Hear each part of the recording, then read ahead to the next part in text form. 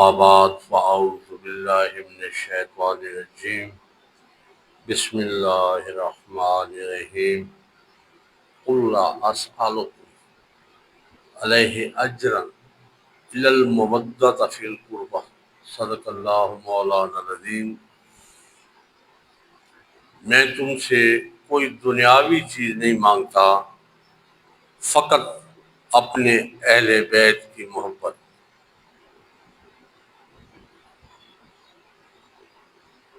تو اللہ تعالیٰ ذل کے حبیب اپنی امت سے کسی چیز کا تقاضا نہیں فرما رہے ہیں، فرمایا ہے کہ میں صرف اپنی اہل بیت کی محبت کا تقاضا کرتا ہوں، کہ میری اہل بیت سے محبت کرنی ہے اس امت نے۔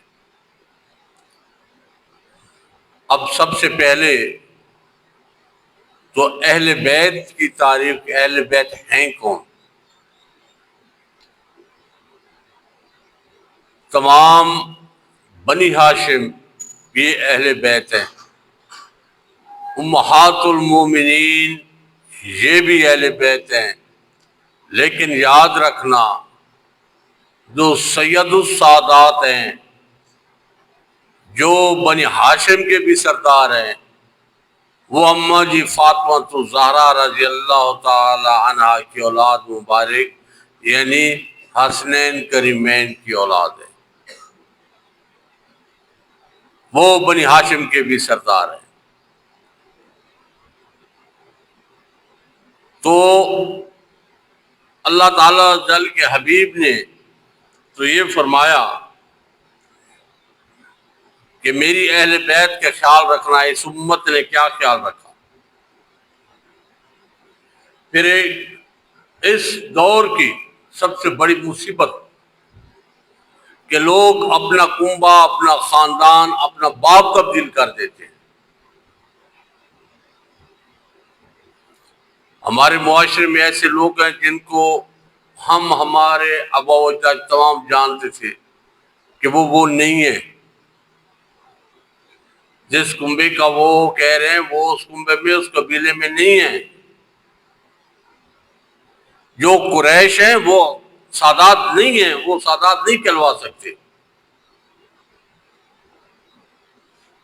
لیکن یہ جانتے ہوئے، یہ نبی مکرم صلی اللہ علیہ وسلم کی حدیث مبارکہ ہے کہ جو جانتے ہوئے اپنا باپ بدلے، اس کو پتہ ہو کہ یہ میرا باپ نہیں ہے، تو گویا اس نے کفر کیا۔ اور جو جانتا ہے کہ یہ میرا باپ نہیں ہے اور اس نے اس کو اپنا باپ کہا، یہ دوسری حدیث مبارکہ ہے، تو جنت کی خوشبو بھی نہیں پا سکے گا۔ حالانکہ جنت کی جو خوشبو ہے وہ 40 سال مسافت دور سے خوشبو آنے شروع ہو جاتی ہے، وہ خوشبو بھی نہیں پا سکے گا۔ اتنا سخت حکم ہے اپنا باپ بدلنے کا، اپنا کنبہ بدلنے کا۔ تو ان چیزوں سے اعتراض کرنا چاہیے۔ اور حیرت یہ ہے کہ جو الٹریٹ بندہ ہے، جو پڑھا لکھا نہیں ہے، وہ تو کرے تو چلو، اس کو پتہ نہیں ہے۔ پڑھے لکھے بندے جو اپنے آپ کو عالم فاضل کہتے ہیں، وہ بھی اپنا قبیلہ تبدیل کر کے بیٹھے ہیں اور لوگوں کہتے ہیں میں اس قبیلے سے ہوں۔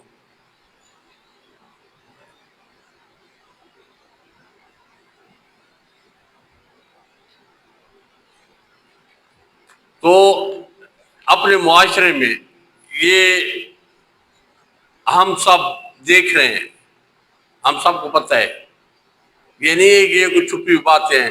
جو صدیوں سے ایک دوسرے کے ساتھ رہ رہے ہیں، سب کو پتہ ہے یہ کون ہے۔ تو جو اپنا قبیلہ بدلتا ہے تو وہ ان 2 حدیثوں کو سامنے رکھا کرے۔ یہ 2 حدیثیں سرکار کا یہ حکم والے۔